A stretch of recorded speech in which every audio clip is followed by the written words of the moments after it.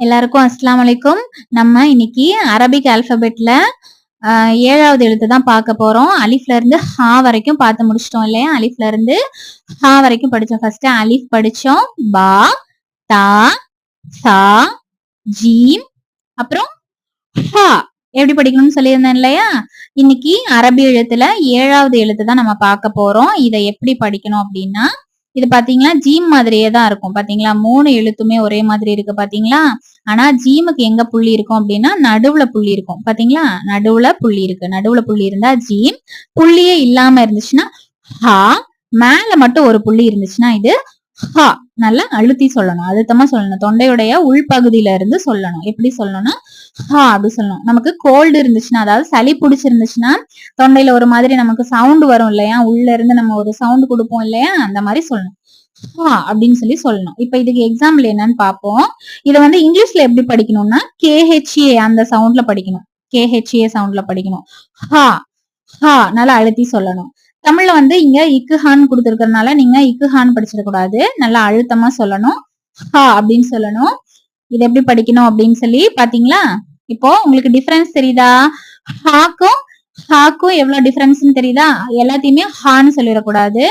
இப்போ இதுக்கு எக்ஸாம்பிள் வந்து என்ன அப்படின்னா, இப்ப பாருங்க, நான் ஹா எப்படி போடணும்னு உங்களுக்கு தெரியும் இல்லையா? ஜீம் நம்ம படிச்சோம். ஜீம் மாதிரியே தான் ஹா போடுவோம். ஹா மாதிரியே என்ன பண்றோம்? ஹாக்கு மேல ஒரு புள்ளி வச்சா ஹா.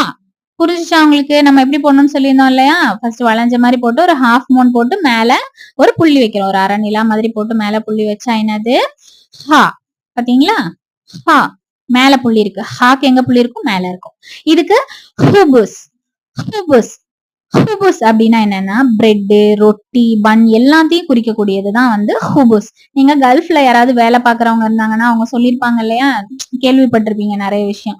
அப்போ ஹுபுஸ் அப்படின்னு சொல்லாங்கன்னா என்னன்னா ரொட்டின்னு அர்த்தம். அடுத்து ஹவுஃப். ஹவுஃப் அப்படின்னா தமிழ்லயும் எழுதியிருக்கேன், இங்கிலீஷ்லயும் எழுதியிருக்கேன். ஹவுஃப் அப்படின்னா ஃபியர் அப்படின்னு அர்த்தம். அதாவது பயம். பயந்துட்டேன், பயம், பயப்பட்டேன் அப்படிலாம் சொல்லுவாங்க இல்லையா? அதை பொதுவா குறிக்கக்கூடிய பயத்துக்கு குறிக்கக்கூடியதுதான் ஹவுஃப். அரபில ஹவுஃப்ங்கிற வார்த்தைக்கு பயம் அப்படின்னு அர்த்தம். ஹுபுஸ்னா ரொட்டி. ஹுபுஸ்னா என்ன? ரொட்டி. ஹவுஃப் அப்படின்னா பயம். ஹவுஃப்னா பயம். ஹா ஹுபுஸ். ஹாக்கு எங்க புள்ளி இருக்கும்? மேல இருக்கும் இல்லையா? ஹா ஹுபுஸ் ஹவுஃப். பாத்தீங்களா? ஹா ஹாக்கு எங்க புள்ளி இருக்கும்? ஹா வளைஞ்ச மாதிரி போட்டு ஒரு ஹாஃப் மூன் போட்டு மேல புள்ளி வைக்கிறோம். நடுவுல புள்ளி வச்சிடக்கூடாது. ஹாக்கு மேல ஒரு புள்ளி இருக்கும். பாத்தீங்களா? KHA சவுண்ட்ல ஹா ஹா. புரிஞ்சுச்சா உங்களுக்கு?